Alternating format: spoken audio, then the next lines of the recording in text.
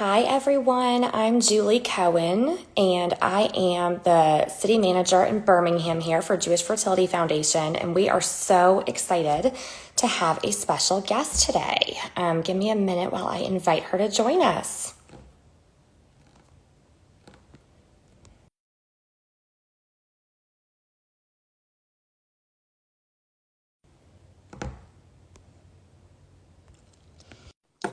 She should be on any minute, but Lauren Allen is joining us today. And Lauren Hi, Julie. is, oh, there she is. Hi, Lauren. I was just about to give you a proper introduction. I'm so Okay. excited to be here with you today, Lauren. For our listeners that don't know, Lauren is joining us all the way from Israel right now. So, Lauren, what time is it in It's Israel? 7 p.m., but still light out. It's 7 p.m. Okay, so Lauren has already had a productive day, and here in Birmingham, it's 11 o'clock, 12 o'clock for some of our Eastern time followers. But I'm extra excited because Lauren, as you know, and most of our listeners know, this week is Hmm. National Infertility Awareness Week. And I'm wearing my orange today. This was the closest I have to orange. But when Lauren and I first talked about a month ago, I was super excited to learn about her journey. And I feel like with some of the stuff that's been on Instagram lately about food, I need to preface that we are not Hmm. trying to take the place of doctors here. We are not trying to say if you have infertility, that eating certain food will be the magic answer. But Lauren has the background to talk with us today about the power that food has on our hormones. And Lauren calls herself a recovering sugar addict, which I love because I am a fellow active sugar addict myself. And Lauren then went on to study nutrition specific to how it relates to hormones. So I'm going to let Lauren talk a little bit more about her background. But Lauren, Thank thank you you so much so for much for having being me, here Julie. today I'm with so us. excited for this conversation. As you said, it's Infertility Awareness Week, and I am such a proponent of the more knowledge we have, the more awareness there is, the more we can help more women. And so I'm really excited to be talking about this. And I'll give a little background about me and my story. So like you said, I was a recovering sugar addict. And a few years ago, when I say sugar addict, I mean like breakfast, lunch, and dinner. I was having cookies, pancakes, cereal, like dessert all the time, you name it. And I had kind of just figured, like, I've always been at a healthy weight, so my body can handle it. I had no interest in health whatsoever, until I started trying to get pregnant, and I wasn't. And after a year, I knew that something was off. Even before that, I like had a strong feeling something was off, and my doctors kept saying, you're fine, you're young, you're healthy, everything looks good. And then finally, at a year, they started running tests and said, oh, you have really high levels of insulin, you have cysts on your ovaries, you have something called PCOS. Here are the fertility treatments that, these are the protocols we do. And I was like, what? Like, my head was spinning. It was a lot to process, that I had always thought I was healthy, and then all of a sudden I was being diagnosed with this long word that I had never even heard of. Like, what is PCOS anyways? And I was kind of just trying to process all of this when my doctor was looking at my ultrasound and said, you're not going to get pregnant naturally, but it's okay. There are fertility treatments. You're young, you're healthy. Like, I'm sure it'll be great. And I was like, okay. I didn't know any better, other than to just like,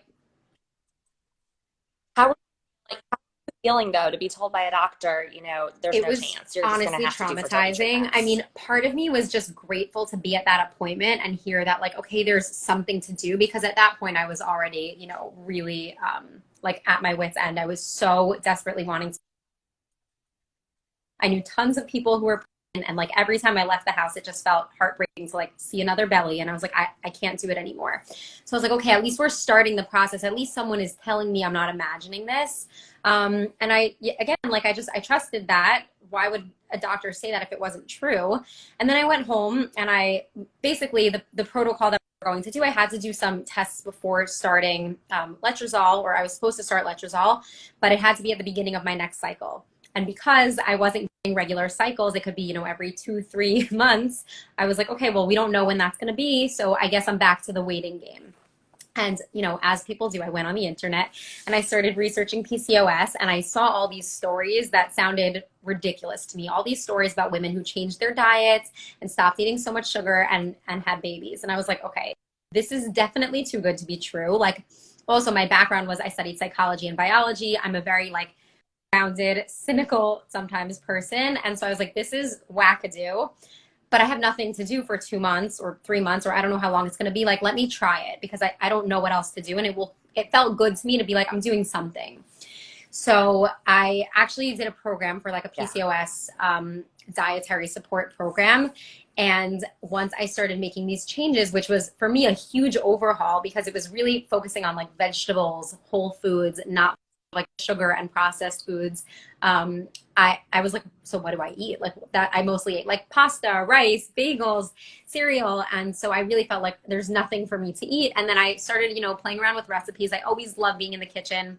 I'll say this all don't know. I was on Instagram just posting like my baking and my fun outings to restaurants before I ever did nutrition coaching. So as I started, changing my diet within actually like 2 weeks, I started noticing some major changes, which was that I had always had eczema. And I woke up one day and my eczema had gone away. And I had always dealt with I'd always had trouble sleeping. And then I always took something. I always took melatonin or more intense sleeping medicine. And I started falling asleep without needing it. So I was like, oh my God, like, I'm feeling great. And okay, I haven't gotten pregnant yet, but like I was really motivated to keep going because clearly this was a good thing for my body. And then as time went on, I started noticing more changes. I just felt a lot less anxious, a lot more comfortable, less bloated, more energy. And then I was thinking, okay, it's going to be about 2 or 3 months until I get my period. I got my period after 35 days. And I was like, oh my God, like that's almost a regular cycle. They say it should be between 28 and 32 days. I got it 35. So that's pretty good. Like, you know what? We're gonna wait 1 month. And I said to the doctor, like, I want to wait. I'm terrified of needles. I was really scared to do the treatment. So like, let's just wait and see what happens. I'm gonna wait one more month because also in my head it was like it was gonna be 2 months. And then I ended up getting pregnant that month. Yeah. Wow. When you told your doctor you were another month, what was, did your doctor So react in any way? Did my you tell your doctor, doctor I about mean, these things are a changes little you were? different here in Israel. It's a very like quick system. I'm not angry at the doctor, but he was just like, okay, like, so you're not scheduling it now. And I was just like, yeah, he wasn't so interested in hearing all of this, which whatever, like that's his way. He's a very highly regarded fertility doctor. I know he's helped a lot of people. We just were not the best doctor-patient fit. And I was just like, you know what? I'm like really trusting my body. That was also like, I saw my body healing and I was like, I can do this. Like, I really think that I have a shot at this happening. So like, let's just try. And if not, like, thank God there are fertility treatments and we'll go for them next month. And ended up getting pregnant and I was just like, I couldn't believe it. And I wasn't ready to talk publicly about my pregnancy for a long time. I was very nervous as like, I'm sure, but once I did open up and talk about it, I started getting dozens of messages from women saying, oh my God, I've also been struggling to get pregnant. I can't believe this. I never knew diet was connected. And I was just like, how could no one have told us this? Like, how did we not know about this? So I decided to do a nutrition coaching certification. And I was like, I don't know what's going to come of this, but like, I need to learn more because I kind of just got obsessed with like, if all these changes could happen when I just changed what I ate, like what else can food do for me? And so I enrolled in this program. And then after my baby was born, I started nutrition coaching. I initially started on the side. Now I'm doing it full time. And I work with mostly fertility minded women. Sometimes other people have other health goals and they come to see me, but mostly women who are interested in fertility or dealing with a hormonal imbalance like PCOS, endometriosis, fibroids, things of that nature. And it's just really amazing to me. I really feel like I understand now. I went through all of that so I could, be put on this path to now spread this information and help other women feel empowered in their fertility journey. Know that it's not impossible. I mean, there are obviously cases where people are sterile, but it's few and far between. For so many women, it's not truly infertile. It's that you're, subfertile. Some challenges in fertility, but there's so much we could do to help optimize your fertility and build good quality eggs. And I really want women to know that there's just so many options at your disposal. Yeah, that's powerful. Lauren, I saw you post recently about how people, may think, oh, you're against fertility doctors, you're against infertility treatment, which is not the case. So talk about how, this food and changes can kind of go hand in hand with people who are currently seeing fertility Okay, doctors absolutely. and So going this through is one fertility of my treatment. favorite things to share because I didn't know this at the time, but when I actually went to the doctor and they were explaining to me all the fertility treatments, they said, this is the success rate of, the ovulation inducing drugs. It's about like 25%. And I was like, what do you mean it's 25%? Like I thought I was going to come here and do this and have a baby. 15 to 20% for So those IUIs and numbers were when you're like using, yeah. shocking to me. It was horrifying. I was like, but it's so scary and hard and painful and expensive. Like, what do you mean I could do this and not have a baby? And what I learned was that a lot of what happens in fertility, it kind of circumvents certain issues related to like ovulation and timing and getting the egg into the uterus, but it doesn't change the quality of the eggs themselves. And a lot of the reason that an egg is either unable to get fertilized or if fertilized to continue on into a healthy pregnancy and build a healthy baby, that's because there was initially a problem with the egg. And so what a fertility focused diet can do is actually help improve the quality of the eggs that you're producing. And then that can go in conjunction really well with fertility treatment. So especially depending on a woman's age, what her, like personal time frame is, I would never tell anyone don't turn to modern medicine and modern fertility treatments. It's amazing. It's such a gift that we have them. But there's studies.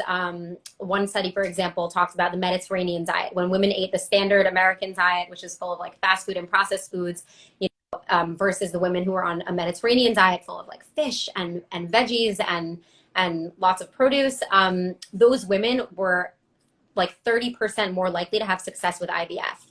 And I always tell people, if that was a drug, if there was a pill that could raise your rates of IVF success by 30%, it would be a multi-billion-dollar drug, and it would be flying off the shelves, and you would do it no matter how much it cost.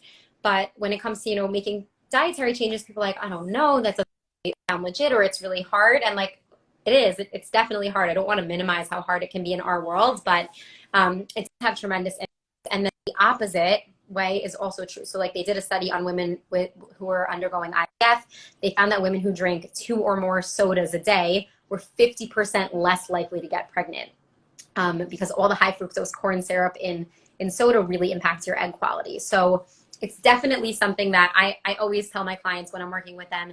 If you're doing fertility treatments, like this goes hand in hand, and it doesn't mean to do it instead of. It's to do it in addition to and complementary with. Yeah. Wow. Lauren, you mentioned that you've always loved the kitchen. So it sounds like some of this kind of real whole foods eating comes natural to you. What would you say to our listeners, like myself, who may feel like they don't have the time or feel like they're, being in the kitchen doesn't come naturally to them? What are some changes you feel like are easy to Okay, make or such a good strategies that you question. It did not come recommend? easy to me. The cooking part came easy to me because I was like, okay, I'll try out new recipes, but getting rid of sugar was emotionally very hard. I actually felt like I went through a breakup. Like I told my husband, I've been in a relationship with sugar way longer than you. So like this is very hard on me. But so Yeah, after I talked last time, I felt inspired to try giving up it's really sugar, and hard. it First of all, didn't I definitely happen. recommend So getting support. So like working with someone who can help you and hold you accountable is really helpful. But there are a lot of really simple tricks for balancing. So for example, one thing, and we could talk more about why balancing your blood sugar is so important for a healthy pregnancy, but one really great trick is the order in which you eat your food. So if you eat, let's say you're having, a pizza and a salad, if you eat the pizza first, it's going to spike your blood sugar much more than if you were to have the salad first. Giving your body some fiber to digest, and fiber slows the rate of digestion. It slows the rate of the glucose absorption. So just switching the order can actually make a huge difference. And that's a really great place for people to start because you don't have to cut anything out. I'm not telling you to, get rid of the pizza or get rid of the donut, but have some veggies first. Try to have some, protein or fat to balance it out. I'm a big fan of like adding in as opposed to getting rid of when it's really difficult for someone to make these changes. So another one is, let's say if someone's like a really big soda drinker, I'll tell them you can have your soda, but first have a glass of water. And a lot of times when they first have a glass of water, they don't end up drinking nearly as much soda. Another thing I would say is when you this is not so helpful if you don't like being in the kitchen, but one thing that is helpful is if you are willing to make some of your, baked goods or sweet treats, you can really limit the amount of sugar without, cutting out, let's say, cookies or muffins altogether, but you can use a healthier option. You could use like 100% maple syrup or coconut sugar and cut it in half, and it'll still taste sweet. It'll still be really delicious, but it's much better than, what your bakery is doing and giving you triple the sugar, or the processed ones in the supermarket where they have all sorts of chemicals added too. I love that. I love your approach about adding instead of just taking away. Because I feel like when you totally try to take away, it ends up making it For worse sure. And sometimes. You that's end up definitely eating an more of it option later. if you're restrictive, and if you're binge eating later. But I'll say this also, it's important, even if you're just being overly restrictive, that can be so stressful and impacts your stress hormones, which is not good for fertility. You could be having nutrient deficiencies. Like, so, I know it's really popular nowadays. A lot of women are like, let me do fasting or keto and just cut out all the carbs. Like, your body really needs carbohydrates in order to feel safe and know that it's not in starvation mode. So that's actually totally the opposite of, what I would recommend to someone. But we just really want to consider the quality of our food. So let's say if someone like starchy, carby things, if you love your pastas and breads, there's just always healthier options. And there was actually a study on this done on women with PCOS when they switched from refined carbs to whole food carbs. So, not getting rid of carbs at all, but switching to like lentils and beans, even things like red lentil pasta or whole wheat or sourdough bread, which are delicious. It doesn't make you feel deprived. Even small changes like that without reducing or restricting were really helpful. That's great to know. I love those specific examples.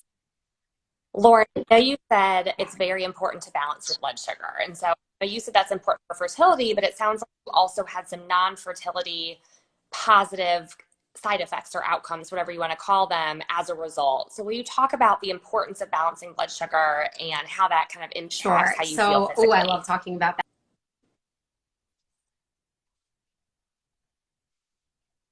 Basically, the way that your body works is that when you eat something with carbohydrates or sugar, sugar is our main energy source.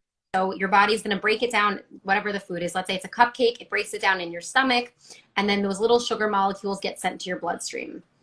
Your body's going to produce insulin to manage your blood sugar and make sure it's not too high or too low. But if you eat something that's really high in sugar, what's going to happen is your blood sugar levels will spike up. Insulin's going to come in to bring that sugar out, and then they crash down. And what happens when you're on what's called the blood sugar roller coaster like that is that your energy and your mood tend to follow that. So you might feel really tired, really sluggish, cranky. A lot of people think of like, oh, high blood sugar, it's probably like a kid with a sugar rush running around and being hyper, but it's not. It's actually the opposite. You feel really tired and lethargic, maybe what some people would call like a food coma. If you know that feeling, that's really how you feel when your blood sugar is not balanced. So it doesn't make us feel good in the short term, but in the long term, what happens is that your blood sugar levels are continuing to be up and down all over the place, and your body is constantly producing insulin to deal with it. And your cells start kind of getting annoyed with insulin. It's like, why are you always here? Why are you always bothering us and telling us you need to bring sugar into the muscle cells? Like, please go away. We have other things to do. And the way I explain insulin resistance is it's like your cells are closing the door on insulin and putting a deadbolt on, installing a new lock because they don't want insulin to come in. And as insulin struggles to get into the body's cells and gets more insulin resistant, it needs more insulin to get the same job done. So it's like, let's call in the troops, let's bring in tons more insulin and bang down that door. And then, this problem exacerbates when it's full blown, you don't listen to the insulin anymore. That's where you get diabetes. But even before that, we have a lower level of this, which is called insulin resistance. This is one of the biggest driving factors with polycystic ovary syndrome. And the reason is that when you have high levels of insulin, your testosterone levels will go up. And even if you don't know a lot about testosterone, you might know it's the male hormone. It's what helps us have energy and build muscle cells. And it's really important for your libido and sex drive. But at the same time, if you have too much testosterone in the female body, that's sending a signal to your body and that something is off. We really don't want super high testosterone levels. That's one part of it. And the other part of it is that when we have tons of sugar in the body, our liver is basically stuck dealing with all of that extra sugar. It's like, okay, we can't store this in the muscle cells anymore. We're not Michael Phelps. We're not burning 12,000 calories of sugar a day. Like, what do we do with this? We have to turn it into fat. And this is nothing about like, this has nothing to do with being overweight. It can happen whether you're thin or in a large body. But when your body is taking lots of extra sugar and storing it as fat, that's basically the liver's job. It has to push off all of its regular work really hard on, getting rid of that sugar, turning it into fat, and then it can't do its other job, which is to detox and go through all these toxins in your body, get them out of the body through your poop. And what happens is that old used hormones can build up because the liver is not getting rid of them. So that can lead to things like high estrogen levels, high testosterone levels, high cortisol levels, all of which, again, tell your body that something is off and it's not the right time to be ovulating on time. It detracts from egg quality. So that's why balancing your blood sugar is so, so important. And I can't stress it enough. It's not just for like the short term. You will feel much better when your blood sugar is balanced, but it has all these other impacts on, on your sleep, on your mood, on anxiety, and then of course on ovulation and egg quality. So interesting. I feel like I just learned so much.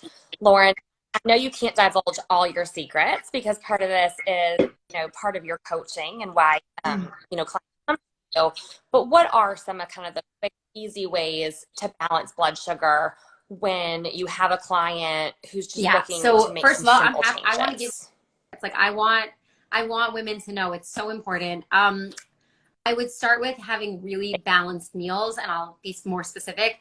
You want to be having protein and healthy fats at every meal. So not just meals of simple carbohydrates. And again, this doesn't have to look like you're eating a salad for breakfast, lunch, and dinner. It might mean instead of having toast for breakfast, you're having some sourdough toast with an egg and avocado sliced up on top, and maybe you add in some tomatoes, whatever. I'm a big, big proponent of add the rainbow, add lots of veggies, especially leafy greens. Try to get 6 to 8 servings per day, which might sound crazy, but a lot of veggies have like really, really small chemicals that are super important.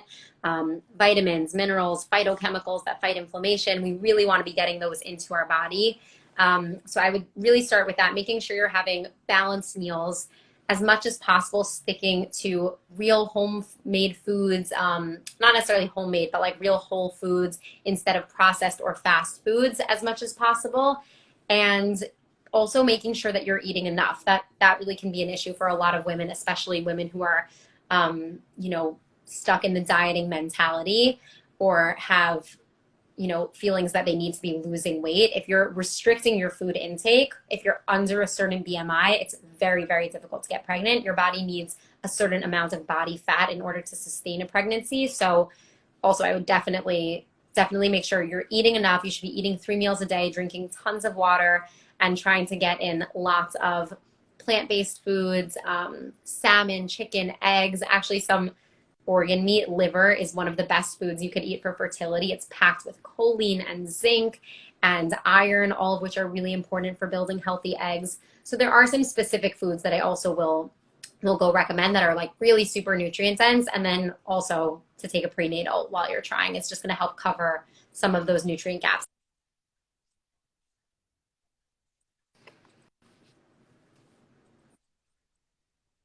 Yeah, that's super helpful and good information. I love those specific examples.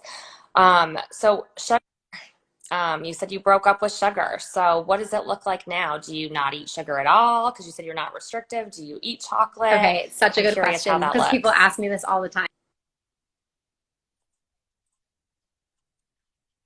Cut it out because it was the kind of person in general. I go all or nothing, not just with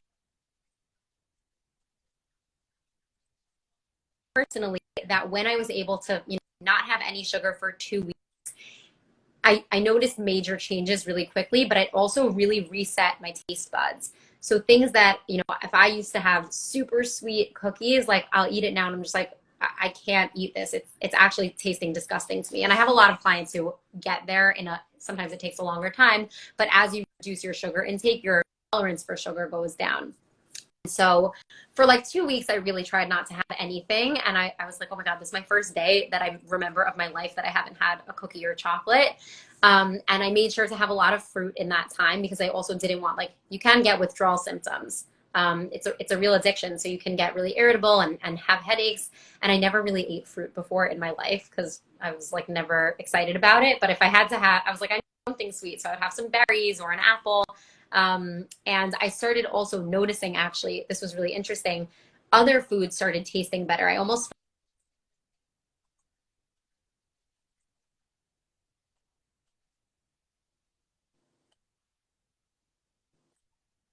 mushrooms and spinach and onions, it just tasted better. So that was really exciting because I was like, oh, my other food is tasting better. And then after like 2 weeks, I started exploring some alternative sweeteners. So like finding ways to enjoy treats and baked goods that weren't really high in refined flours or sugars was really important to me. So I played around with a lot of them. And I will say when it comes to using things that are not regular white sugar, you have to be really careful because there are some sneaky guys out there who are really not good for our bodies. And they'll say 0 calories, keto approved, this, they'll have all the labels, vegan, organic, whatever.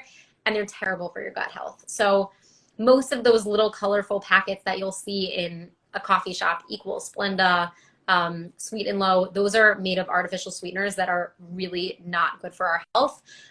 What I'll try to use now is like the most natural form of sweetener. So something like a little bit of honey or maple syrup if I want that like real sweet taste. Or I will use sometimes something called monk fruit, which is the sweetness is, it comes from an antioxidant in a plant, or something like allulose, because those have been shown to have really good effects on your blood sugar control as opposed to regular sugar. I do also say with these things, like they're not meant to be consumed in excess all the time. So the way that I used to eat sugar in place of like a regular meal, so like having 3 cookies for dinner now, I wouldn't do that. I would have dinner that has, chicken and broccoli and squash and real foods, and then maybe have a cookie that I've made afterwards that I know only has a little bit of maple syrup or is made with dates or something. So I think it's really important to know you can totally listen. I still have a sweet tooth and chocolate. I eat a lot of dark chocolate. I love dark chocolate, but you can definitely find a way to satisfy that sweet craving in a smarter way. So eating it for dessert after the meal, after you've digested, your proteins and fats and veggies, that will slow the rate of sugar absorption. When you bake it yourself, you can control the amount. So, quantity is also just really, really important. Like, I'll give an example. Let's say something like, an Oreo. I think an Oreo has about like, I'm trying to remember it offhand. I think an Oreo has like 1 teaspoon of sugar per serving. Like one little Oreo has a whole spoonful of sugar. And if you make cookies on your own that you can make, 12 cookies using only like a few tablespoons of sugar, it's going to have a much lower amount per serving. So I'm a big fan of that also, of just like lowering as opposed to cutting out if you have a major sweet tooth. Yeah, it sounds like a lot of prep. It sounds like a lot of baking and cooking and prepping. What would your advice be to clients So that say, I just don't yeah, have time I'll for say that? in Because I'm sure Israel it's some a little people, harder because we don't have as much access to certain brands that are now coming out and like are much more health conscious and blood sugar conscious. So that's one thing that's I think a little bit different if you're living in the US. There are a lot of really conscious companies now that are making such higher quality snack products. So I can say offhand, like Who is a company that I really love. They make really great, they make cookies and crackers and amazing chocolate. And they use really high quality ingredients. And you still don't want to have a box of those cookies for dinner, but having something like that is, definitely it's a healthier choice than the Chips Ahoy or the Oreo. So I would say learn how to read ingredients labels because that will help you be able to go to the supermarket and say like, okay, let me look at how much sugar is actually in what I'm eating. And it doesn't mean that, you have to sit at home and bake everything. I like to bake, so I'm happy to do it. But there are a lot of products out there that are definitely higher quality or use less flour. Simple Mills is another brand that I like. Mary's is another brand that I like. There's really so many now. But you do have to be careful because I'll always have clients go to Trader Joe's and be like, how are these? Do these look good? I'm like, they're filled with sugar. They don't use, chemicals in a lot of their foods, but there's tons of sugar. So learning how to read your ingredients labels, I think is the best thing to do if you're like, I want to, not have to rely on cooking all of my meals at home. And there's a lot of things you could also get, rotisserie chickens or like pre-made salmons, and getting a lot of food that's made with spices as opposed to pre-made sauces. Those are really simple swaps you can do that are going to make a big difference.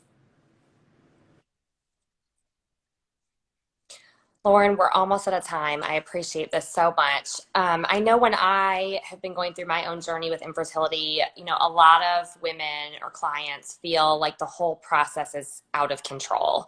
What would be your biggest piece of advice if they're looking for small changes or just looking to have, Such some a good sense of question. And control? What I would you totally tell relate them? to it. That feeling of not having a sense of control. And it's true to some extent. There is a little bit of lack of control in this. I would say what I like to tell people to start with is breakfast. It happens first thing in the day. So it's this really easy win that you could check off in the morning. And again, if you're trying to have a more blood sugar balancing breakfast, a savory breakfast, I have tons of recipes on my website. If you're looking for inspiration, or even just getting, a really good quality Greek yogurt and adding in some chia and flax seeds and maybe some berries on top, as opposed to having like the Yo Crunch with the M&Ms on top. Starting your day with a really good quality breakfast, first of all, you'll feel much better in the morning. You're starting your blood sugar off in a much more balanced way. And again, it's not restrictive. It's just like, okay, I'm starting to do a more blood sugar friendly or more fertility friendly diet early in the morning. And then, after lunch, after dinner, you can do what's more convenient or what feels more natural if that's where you're at. Lauren, do you mind typing your Sure. website into the comments so that our audience know where to find Sure. you? So I will, hold on, I'm typing it. It's And laurenallennutrition.com. Okay. and Lauren, I'm like you. I tend to do all or nothing. So I like that reminder and idea that even just starting with breakfast, if you make that small change, that can still make a Yeah. And difference. one thing I will add to that, because I think it's important to know, is I do work with a lot of clients who find that they are just a little bit, they do better with an all or nothing mindset. And that's what works for them. And I find for me personally, like it's less stressful for me at this point to say, okay, you know what, I just don't eat refined sugar. Things that have white sugar, it doesn't come, it just doesn't come into my mouth. And I'd rather make my own food, or purchase, chocolate from a company like Who. They use coconut sugar, and that works much better in my body. And that's less psychologically stressful to me than it would be to do things in moderation. Because when I'm trying to do things in moderation, I'm like, oh my God, I'm eating the cookie, but like, should I have saved it for later? Or like, the whole thing's almost done. I want 13 of these. I don't really want one. And it just gets me like back into that addict cycle. So I'm also a really big fan of, you need to know yourself and know what works for you. And that's another thing that I help people with through coaching is like, we do what works for you, and what works for me might be totally different. And it's also not necessary. Like if I'm really not having refined sugar, most people don't need to cut it out completely in order to improve their fertility. I just find that it's what works for me. But even having a reduction, or, switching one soda a day to water, like these small changes can really make a huge difference. Lauren, thank you so much. We really, really appreciate you being here. Um, why Jewish Fertility Foundation? I know I lied. I said that was my last question before, but last question for real. Why Jewish Fertility Foundation? Why did you want to collaborate with us? Okay. Why is this So important to first you? of all, when we met, I just felt like we really connected and clicked. And then when you spoke about also the way that you help people, I think first of all, the fact that you offer your support program, which also for my followers listening, if you want to talk about that you match people who are going through the exact same, they have the same exact diagnosis or issue. Yeah, we So have a that I think fertility is buddy so special, program. and that's a big part of what I think is lacking. That support and just feeling not alone, and also hearing other stories of hope and success, because it can feel so lonely. So I love that you guys offer that, and also how open and non-judgmental you are as an organization to really be helping any Jewish couple who is going through fertility issues. I don't want to like talk about other organizations, but I don't think everyone is as open and accepting and approachable as you guys are. I think that's like that was a big thing, that you guys were so approachable and so willing to just like oh, this can help more women. Let's put this out there. I actually know some other fertility organizations. They're like, we don't want to tell women they need to change the way they're eating. They're already going through so much. Like, how dare you suggest this? And I'm like, but the research shows it can help. It can increase your chances so much. And then women have the power to, take that information and decide what to do with it. I'm not telling you what to do. I want you to have this information so that you can make an informed choice. And if it's something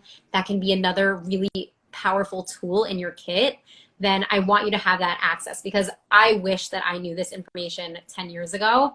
And I feel so differently now in my fertility journey. Thank God I have a 16-month-old, which is crazy. But I feel like going forward, I'm so hopeful, even though, it was hard for me the first time. I don't feel like, oh my God, it's going to be so hard for forever and I have to go through all this again. I'm like, no, I have so much empowerment in knowing that I nourish my body and I know what to eat to build healthy eggs and to regulate my ovulation. And I think that empowerment is something that you guys also really try to foster in your organization and work with women. So that's what really made me excited to collaborate with you.